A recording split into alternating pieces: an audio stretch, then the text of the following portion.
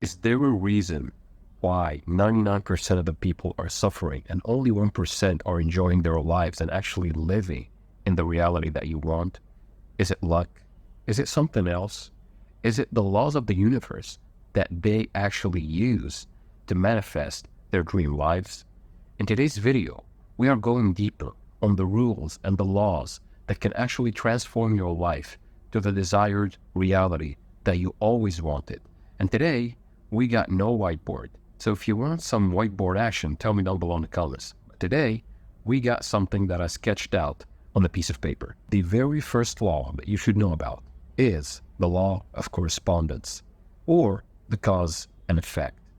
If there is a cause, there must be an effect. If you see something and you see that this something is not good, there was a cause for it. This is the result of it. And believe me, you can think that the cause is physical, but most of the time it is not. Because there are planes of nature in this reality and all other realities. And the mental plane mostly is the cause that affects the physical plane. I want you to take a screenshot of this because this will help you to understand the secrets of the universe. When you understand that what is happening here is affecting the physical matter, you will be very cautious of what you are entertaining as thoughts. You must be careful what you are thinking about, what you are feeling, what you are entertaining in your brain, because the universe is mental. This is the first principle in the Hermetic principles, mentalism. The universe is mental. So take care of your thoughts. So for example, if I do physical action, I will have a desire, then I will be having a desired emotion or a mental attitude. And this is the mistake that most of us do, because if you want to actually have the things or the reality that you want, you got to reverse engineer that. So you start with, I will be, quote unquote, mental attitude, or the mental attitude here is the feeling or the state of being of already having the thing that you want. Shout out Neuro Knowledge for this. Then, if I do certain actions, I will have the desired reality. So you are reverse engineering it. So you are embodying a state, and then after embodying that state, you will do certain actions under compulsion most of the time, like it will seem natural to you, and then you will experience the desired reality in this 3D hologram as you experienced it in your imagination or in your mental plane or in your emotional plane. Your mental attitude will be reflected to this world, like you will see it, because this world is a mirror. When you smile, it will smile back. As simple as that. For example, you see the champions, like they say all the time, you need to be a champion before being a champion. Internally, you need to believe that you are a champion before you become the champion. This is why mental rehearsal is so important. And this is also why champions lose and win it all over again, because they got this mindset. They got this mental attitude that they will get what they want. Whether they lost today or they won today, they knew eventually they will get what they want. They knew that they have this mental capacity to actually disregard the 3D circumstances and go within and give themselves what they want from the world as if it's already happening. So that's rule number one, the law of correspondence, the cause and effect. The cause is mental, the effect is physical. So when you change what's inside of you, the outer world will change.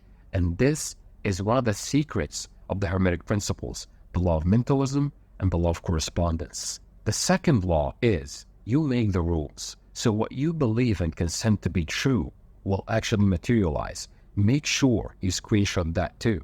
Screenshot every diagram you see here. When you have this idea or this belief about something, you are materializing it in this world. If you believe that eating one apple a day, even though apples are important, will make you sick, you will believe that these apples are bad for me, and your subconscious mind will start to act accordingly and make the defense mechanisms inside of your body to actually make you allergic to apples, for example. Let's say that. What you believe and what you consent to be true will make the reality of yourself or of your life is shaped how you think and how you feel. It's shaped in a certain way. So you've got to be careful. What do you believe as true? You make the laws. And what you consent to be true is what your subconscious mind is believing to be true. Your subconscious mind in the first 7 years, for example, was in hypnosis. So you absorbed all the ideas from your father, from your mother, from your brothers and sisters, from your school and government. So you are running on a program. And there is a saying that, give me the child before he turns 7, and I will show you the man. But luckily for us, we know now that you can change the programs inside of your subconscious mind. You can change any program in your mind by just impressing your subconscious mind every day, throughout the day, especially before going to bed, with the ideas that you want to entertain in your life, with the ideas that you want to experience in your life. Entertain these thoughts and these feelings and watch the magic happens. If you believe, for example, that all space are trash, men or women, then you're right. If you believe that the world is / with or against you, you are right. If you believe that I am this or that, then you are also right. So nothing is true except for those rules that you believe to be true. So you make the truth. You actually create your laws by the subconscious impressions that you make. When you impress the subconscious mind with something, you will experience it. You make the laws. Rule number 3, stop wanting to start having. And I know this is paradoxical, but hear me out. Wanting equals needing, equals increased importance, equals resistance. This is why Neville Goddard talked about the feeling of naturalness. This is the feeling. This is the secret. Feeling is the secret.